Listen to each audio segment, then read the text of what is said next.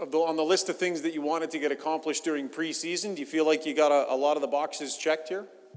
Yeah, I thought it was a competitive camp, a serious camp. It was a lot of work put in by our players. Most of them played 5 or 6 preseason games.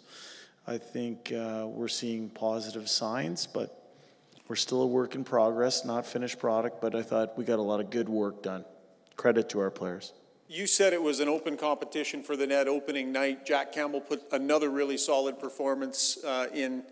How much has he given you to think about here? What have you thought about him? He's given everything he's had to make another good start tonight, and I thought he was excellent again. I think both goaltenders give us a chance to win. The reality is it's a 2-goaltender league. I'm sure I don't know what the split will end up at the end of the year, but both of them are going to help us win and get to where we want to get to. I haven't even given a thought on opening night yet. I'm going to digest this win, and then we'll see over the next couple days which direction we'll be leaning.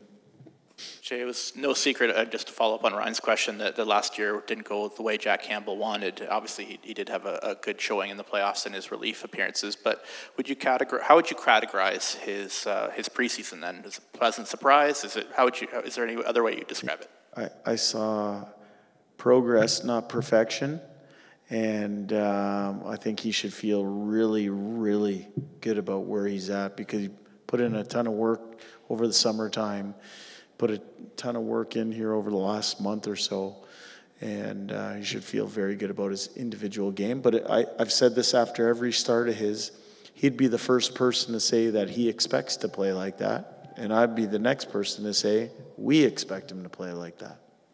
Talked to Ryan Nugent-Hopkins, and I just wonder what you thought of that line with Draisaitl and Hyman, especially as camp and preseason games. Yeah. Elements of a really good line for us. Nuge is such a cerebral player, makes good plays, subtleties to the game. Hyman plays a power forward type of game. I think he had 3 or 4 breakaways tonight. He gets in behind people, hangs on to pucks. Leon's passing ability complements anybody he plays with. Just one more for me. I wonder if you have an update on Brett Kulak, who we haven't talked about much. Yeah, he's in the bumps and bruises category, but he's put in some really good days. You guys might not see him on the ice, but he's been on the ice. He's progressing nicely. Did you make any moves after the game? Is there any moves with guys going down here? I think there should be some announcements probably either later tonight or tomorrow morning spec, but yeah, that's kind of going on over the next little bit here. I won't put it out in the media just yet. I'll let Ken and his department do that. Right. What were your thoughts on the Jan Mark at center with Ryan fourth line? Yeah, I thought it was a good fourth line for us. I thought they gave us good minutes. I trusted them in a lot of different types of situations. I thought in the second period we got into some penalty trouble, and that took away from our 5-on-5 game. And that line went out and helped us rebuild that 5-on-5 game. They got it in the forecheck. DR made a bunch of solid plays along the wall, and Adam Ernie, I thought, had a heck of a game. He was good on the penalty kill, was physical for us, had a burr in his saddle, and that was a good line. So I'm not sure you would agree with this, but the consensus was that in losing to Vegas last year, that 4-line team that kind of ground you guys down, and they won on the basis of having a very solid 4-line approach. Does that make you want to be more cognizant of your 4-line approach this year? Do you feel like you need to have more ownership down there? Consensus from who? Lots of people who watch the series. Hey, I heard something the other day from a very learned individual, and he called it a pathology culture, which is, the ability to dissect after the fact. I think if you look at that series objectively and below surface level, I think there's a lot of things that we did well, and I think there's a lot of things that we can improve in. In the end, there were moments in that series that we could have handled better. And the we is collective. Our coaches are in it with our players. It's not uncommon for teams trying to strive to get to where they want to get to have to go through some of those experiences. And, you know, I think your initial question was, does that change my philosophy? Well, we'll see. I think one of the things about only having a 12 forward roster is you know, you don't have the ability to move the 13th or 14th piece into the puzzle to hold some people accountable. So sometimes going 11-7, that might have to be our way. And I believe having that accountability for people is important. I think that's what draws the best out of people. And I think there's other advantages of going 11-7 too. In the end, we're not trying to copy anyone else's way. You referenced Vegas. We're trying to find our own way. Jay, both Nugent Hopkins and Kane brought up the systems and the changes to the system in this training camp.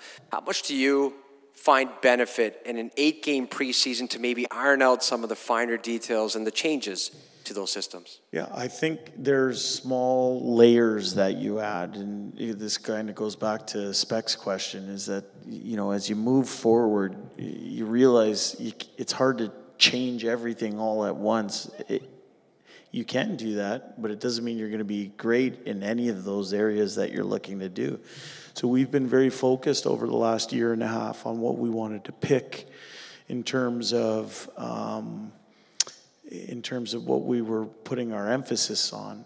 This summer, we've had a chance to now come into our second training camp, but it's 2.5 years of being together with this coaching staff, and I think you see small layers added to our game. Training camp, 8 games in preseason, that's the time to do it because you can really dive into detail.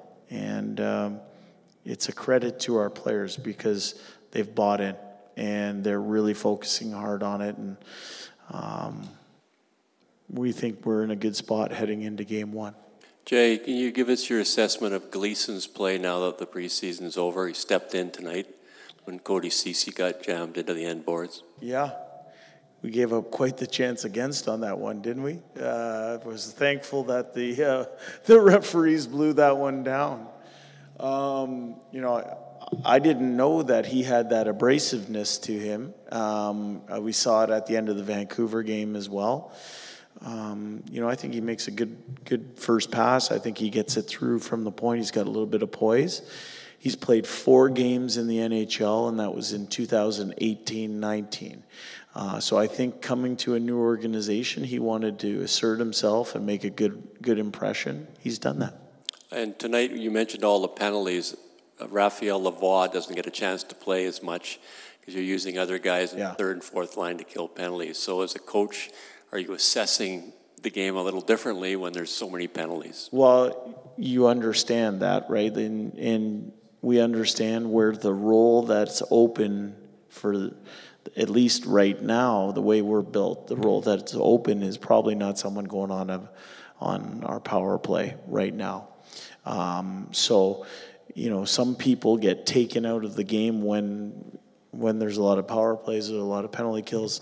You know, I still think he finished with a good amount. I tried to find him ice here and there, spotted him through with a couple different lines and that type of thing. But Raf's had a very good camp as well. I see growth in Raf, and you know, he's had different moments throughout the camp. That's been impressive. He's had some growth opportunities as well. He's given a good account of himself.